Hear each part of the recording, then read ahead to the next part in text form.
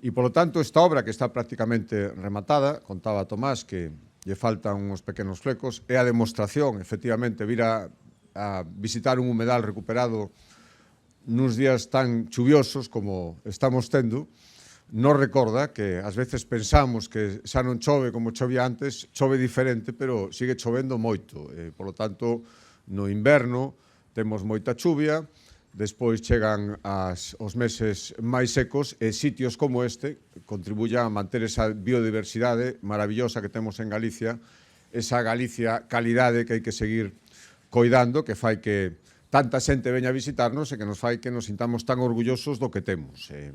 Por lo tanto, agora recollo o guante, falábamos tamén cos veciños, isto ahora está moi bonito, pero hai que seguir mantendo igual de bonito, e iso hai que facelo compatible con que veña moita xente a visitar esa casiña que queda aí, para que volvan aquí rapaces dos colexios, asociacións, a xente que queira vir aquí, os fines de semana, durante a semana o que poda, e que disfrute todo isto coidando. Por lo tanto, estaremos pendientes de que isto se así por a nosa parte. O Concello tamén, estou seguro, porque este Concello, que é exemplo de tantas cousas, a mí, de verdade, que me gusta especialmente coidalo na parte industrial, que é un motor de Galicia en moitos sentidos, e tamén demostrar que é perfectamente posible ter pequenas maravillas como esta. Por lo tanto, isto que xa digo, estamos facendo en moitos sitios, os humedais son fundamentais, sirven para a descarbonización, tamén para regular inundacións se é necesario,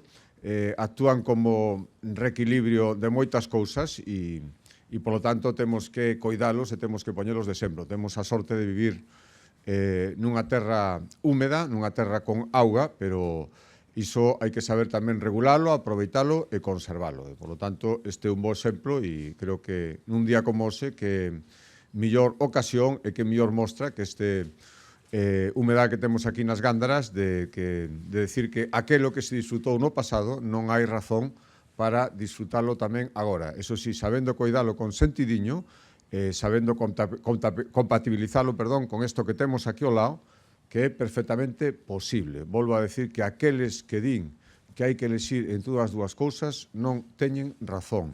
É posible vivir no territorio, vivir na economía e coidar o territorio. E isto é unha magnífica mostra e unha vez máis Porriño volve a ser exemplo do que queremos transmitir. Por lo tanto, moitísimas gracias.